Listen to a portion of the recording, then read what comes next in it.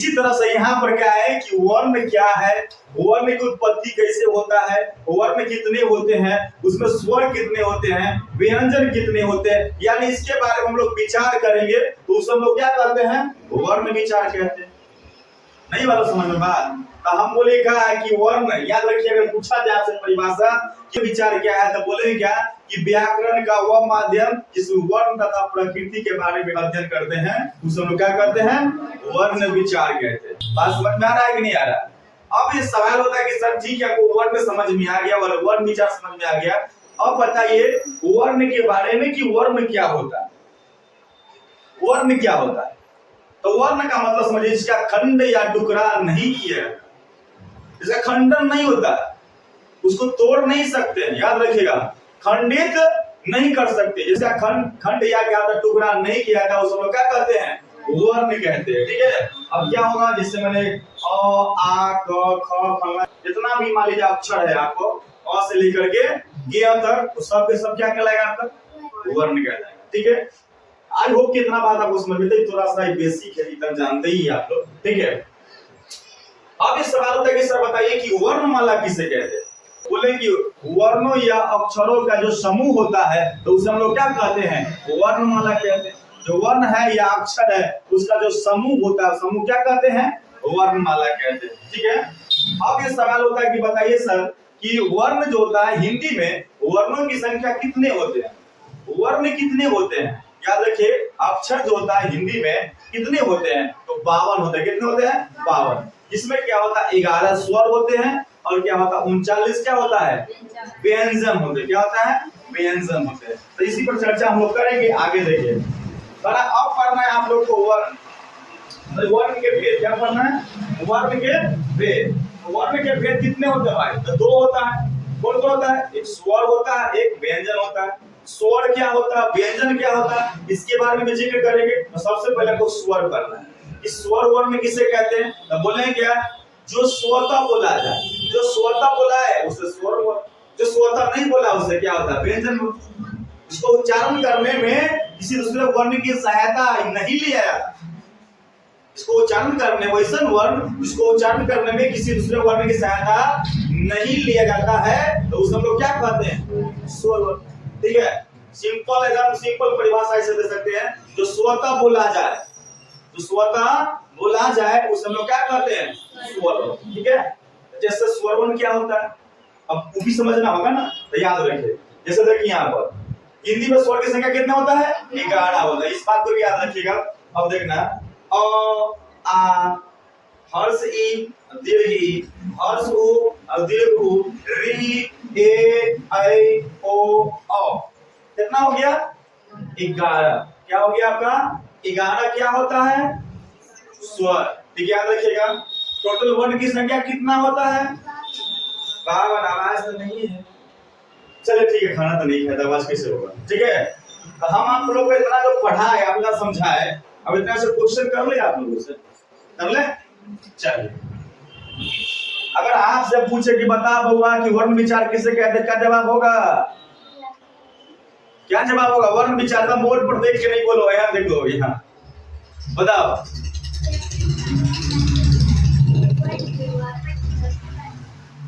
मतलब व्याकरण का वह माध्यम जिसमें वर्ण तथा इसके प्रकृति का अध्ययन करते हैं, उसे लोग क्या कहते हैं, वर्ण विचार कहते हैं।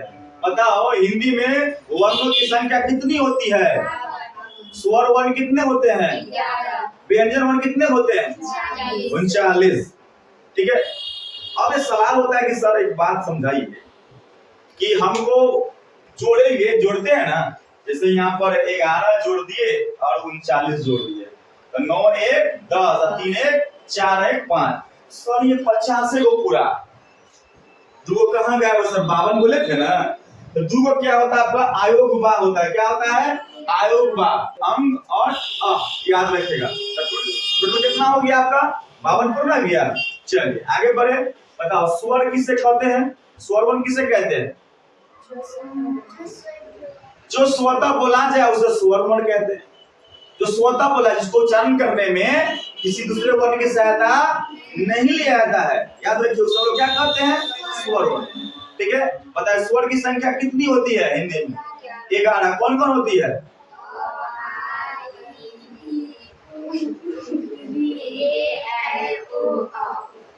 अ आ, हर्ष ई दीर्घ ई, हर्ष उ दीर्घ उ, री ए ऐ ओ अ। मुंह बना मुंह, समझ कि नहीं? तब बोलाएगा। बात समझ में है कि नहीं है? तो ये टोटल कितना हो गया? 11 हो गया। बात ध्यान समझ में आ गया। अब हम लोग पढ़ेंगे स्वर वर्ण के भेद। तो स्वर वर्ण के कितने भेद होते हैं? तो भेद हम लोग समझते हैं, स्वर को दो आधार पर बांटा गया है। एक है उच्चारण के आधार पर और दूसरा क्या होता है? जाति के आधार पर। अगर आपसे क्वेश्चन किया जाए कि उच्चारण के आधार पर स्वर के कितने भेद होता है, तो बोलेंगे 3। कौन कौन होता है? तो बोलेंगे हर्ष स्वर, दीर्घ स्वर और प्लूत। याद रखिएगा। अब सवाल होता है कि हर्ष स्वर क्या होता है? तो जितना छोटका जो स्वर है, जैसे छोटका बड़का पढ़े ना, जैसे पढ़ा, जैसे मान लीजिए आपने पढ़े जैसे अ आ, तो अ बोलने पर मतलब उसको लोग छोटका बोलते हैं, आ को क्या करते हैं हम लोग? बड़का बोलते हैं। तो छोटका वाला जो भी स्वर होता है उस हम लोग क्या कहते हैं? हर्ष स्वर कहते हैं, ठीक है ना? हर्ष स्वर कहते हैं। और जो बड़का वाला जो होता है जिसमें क्या है, कहीं आवाज लगता है, टान लगता है, याद रखिएगा, ठीक है ना? वही बड़का कहलाता है, समझे?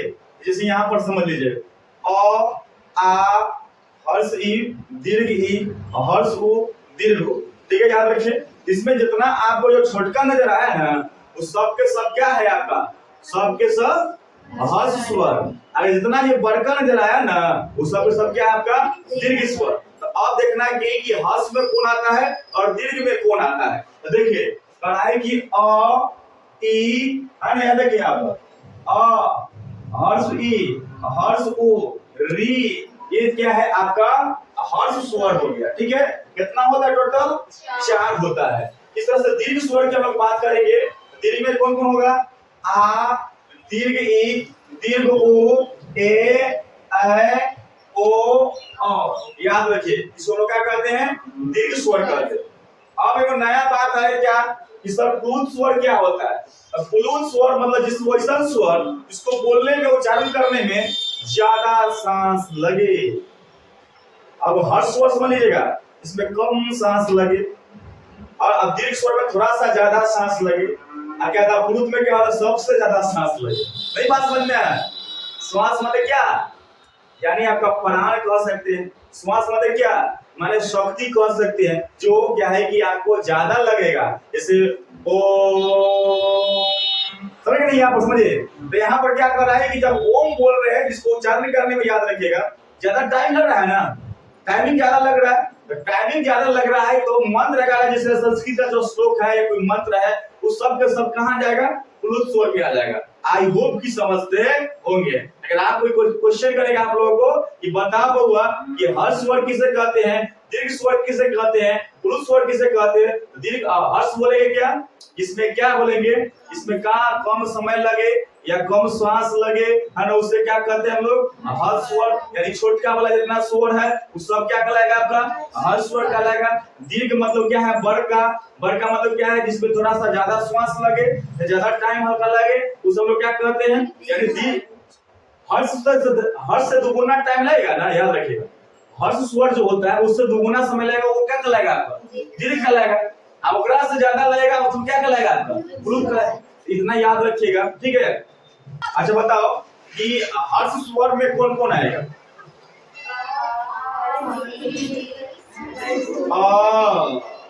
हर्ष ई, ठीक है ना, हर्ष ओ, री, क्या हो जाएगा? ये क्या होगा? हर्ष स्वर, ठीक है? याद रखिएगा। और दीर्घ में क्या होगा? आ, दीर्घ ई, दीर्घ ओ, ए ऐ ओ औ। बस में मुंह बनाने आता है ना, मुंह बना दो, मुंह बना के बोलेंगे तो बोलने आ जाएगा, ठीक है? आगे समझते हैं हम लोग। इसके बाद क्या है? प्लुत स्वर की बात बताया। प्लुत में हम लोग बताया एक एग्जांपल में रखे क्या? ओ, क्या रखे? ओम। जो मंत्र वाला जो भी उच्चारण होता है, ठीक है ना, उस सब के सब क्या होता है आपका? प्लुत स्वर होता है। आई होप कि समझ रहे हैं आप लोग। चलिए आगे हम लोग बढ़े। तो ये आपका उच्चारण के आधार पर होगा।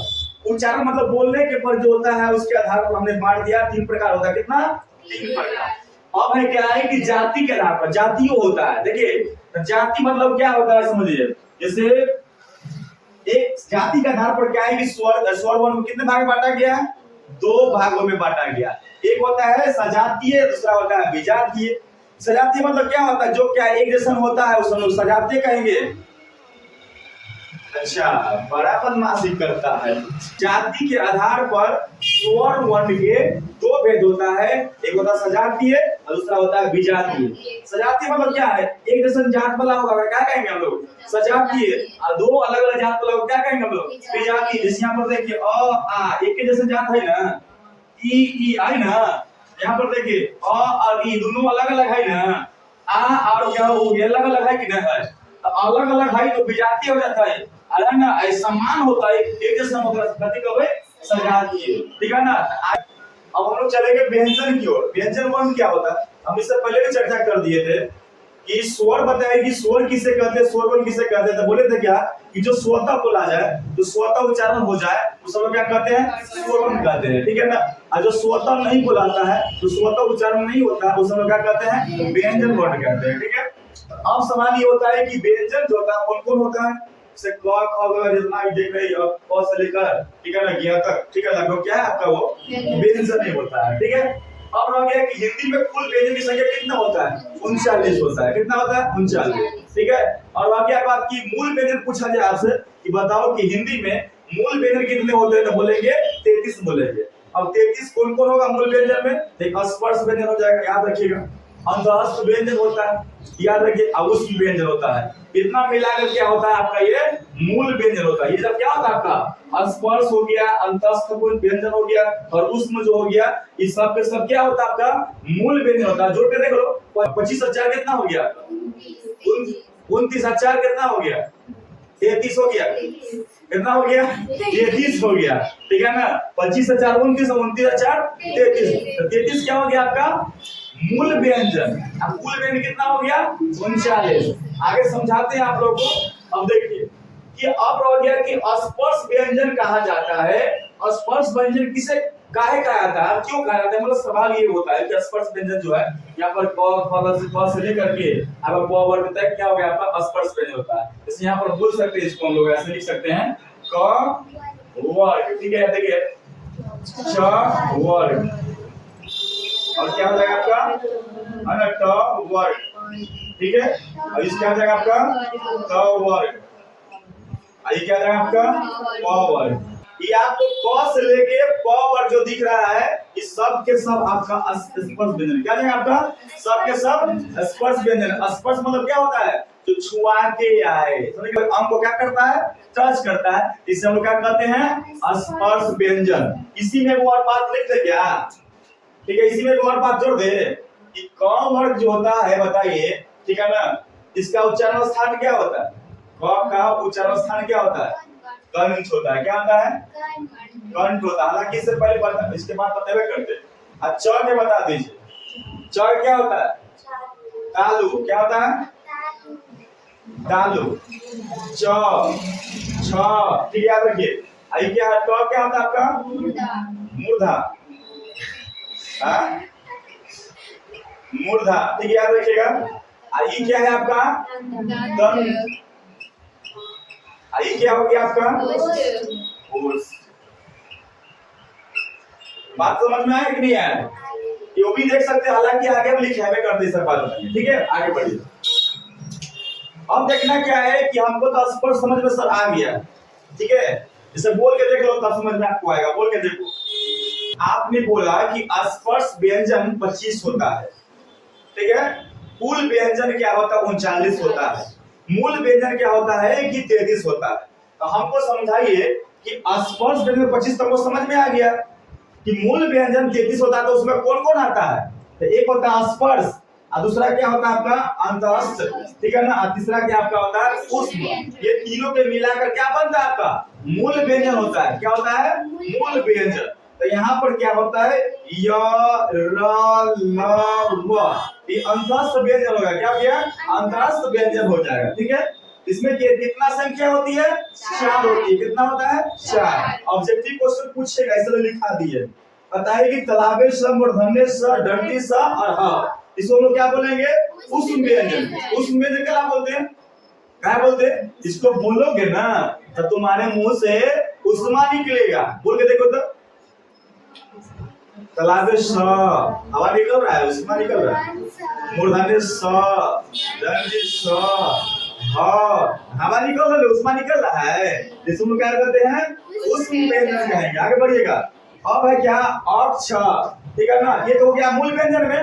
अब है कुल व्यंजन की बात करेंगे। अब 25, ठीक है ना, 25 और 4 29, अब 29 और 4 33, अब 33 और 4 37, और 37 और 2 39, 39 को पूरा गया, पूरा ना गया। आगे समझते हैं कि संयुक्त व्यंजन में कौन कौन होता है। अक्ष, त्र, ज्ञ, अस्र, ये क्या होता है आपका संयुक्त। संयुक्त व्यंजन किसे अलग कहते हैं कि क्या होता है, ये दो वर्णों या दो क्या होता है अक्षरों से क्या होता है मिल के बनता है। जिसे यहाँ पर देख लो, क्या देख रहे हैं यहाँ पर, क हलंत प्लस या मूर्धन्य स, क्या बन गया आपका अक्ष, ठीक है ना। त हलंत प्लस र, क्या बन गया आपका त्र, ठीक है। यहाँ पर देखिए ज हलंत प्लस त्र, क्या हो गया ज्ञान, ठीक है ना। लाभे स हलंत प्लस क्या हो गया र, क्या बन गया आपका स्र। यहाँ पर देखिए दो वर्ण मिला है कि नहीं मिला है, थोड़ा बनाइए जी। इसे हम लोग क्या कहेंगे, संयुक्त व्यंजन। संयुक्त किसे कहेंगे कि ये मिलकर क्या होता है, एक से अधिक इसमें वर्ण मिला हुआ है, नहीं मिलेगा तो नहीं बनेगा, इसीलिए इसे हम लोग क्या कहेंगे, संयुक्त व्यंजन कहेंगे। आगे क्या होता है आपका बरीर और ढ।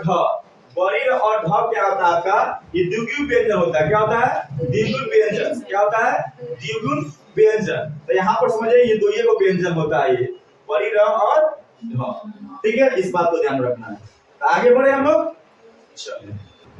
श्वास मात्रा के आधार पर, श्वास मात्रा के आधार पर हम उच्चारण करते हैं, ठीक है।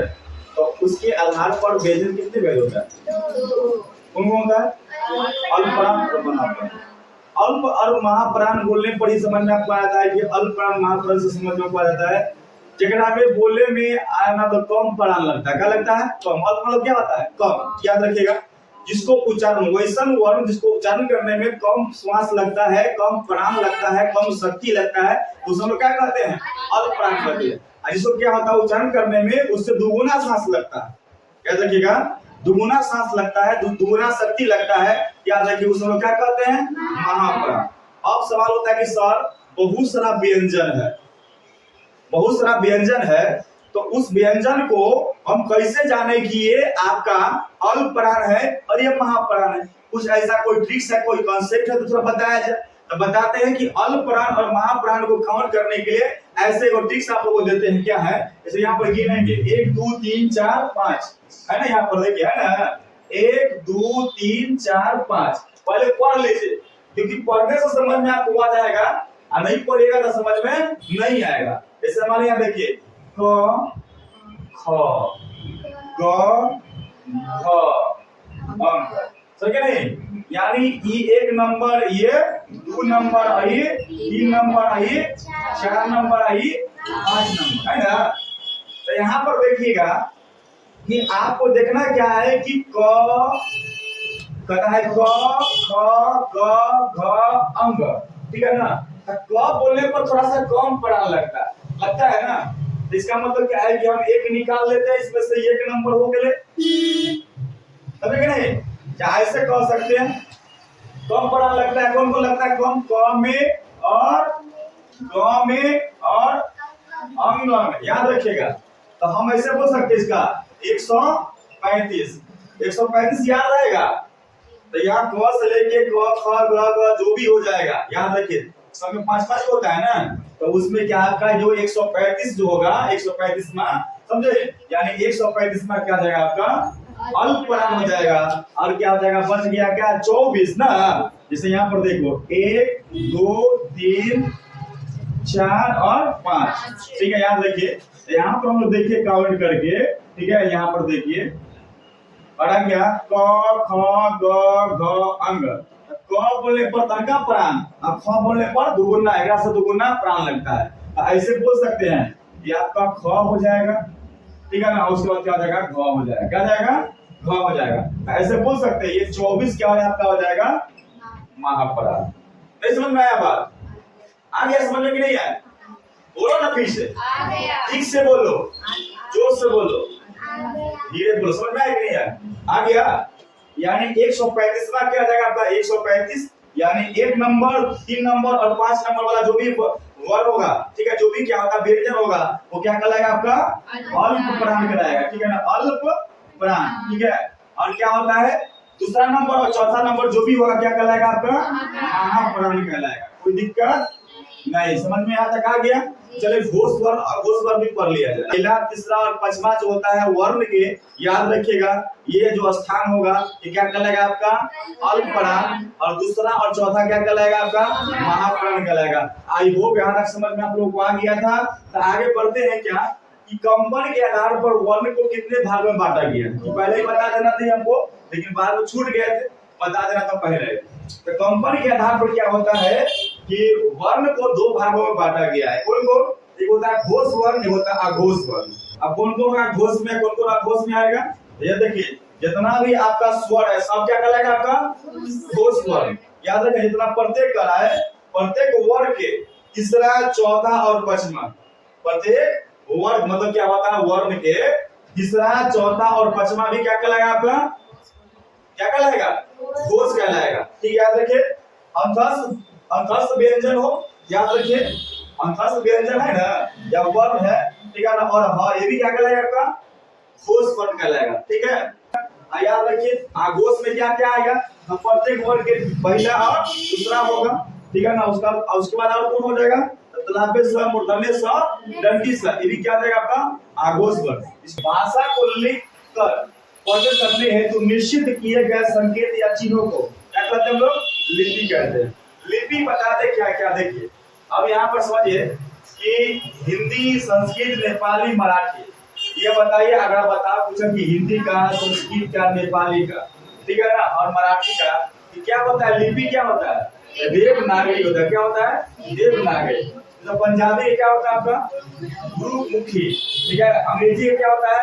रोमन होता है। और उर्दू का क्या होता है? फारसी होता है। आई होप यहाँ तक समझ आप लोगों को आ गया।